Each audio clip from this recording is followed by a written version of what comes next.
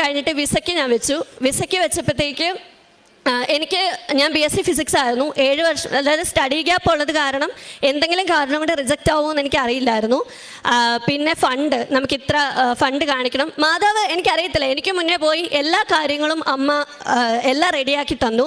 അക്കോമഡേഷൻ്റെ കാര്യം പറയുവാണെങ്കിൽ ശരിക്കും അവിടെ വേറെ കൺട്രിയിലെ പിള്ളേരുടെ കൂടെയാണ് നമ്മൾ നിൽക്കേണ്ടി വരേണ്ടത്, സ്റ്റുഡൻറ്റ് അക്കോമഡേഷൻ. ഞാൻ അപ്പോഴും മാതാവിനോട് പറഞ്ഞു, എനിക്ക് മുന്നേ പോയി ഒരു നല്ല അക്കോമഡേഷൻ ശരിയാക്കി വെക്കാൻ പറഞ്ഞു ഓസ്ട്രിയയിൽ. പിറ്റേ ദിവസം തന്നെ എനിക്കൊരു മലയാളി ഫാമിലിയുടെ കൂടെ അക്കോമഡേഷൻ ശരിയായി. ഒരു ചേച്ചിയും കുഞ്ഞും മാത്രമാണ്. അപ്പോൾ അവരുടെ കൂടെ ഇതുവരെ ആർക്കും അക്കോമഡേഷൻ കൊടുക്കാത്തവർ എനിക്ക് അക്കോമഡേഷൻ തന്നു. അത് മാതാവിൻ്റെ റെക്കമെൻഡേഷൻ കൊണ്ടാണെന്ന് എനിക്ക് ഉറപ്പുണ്ട്. അതിനുശേഷം അക്കോമഡേഷൻ ശരിയായി വിസയ്ക്ക് വെച്ചു. 3 മാസമാണ് വിസ ടൈം പറഞ്ഞത്. 15 ദിവസം VFS ഓഫീസ് പറഞ്ഞു. പക്ഷേ മാതാവിന് അത്രയും ദിവസം വേണ്ടല്ലോ.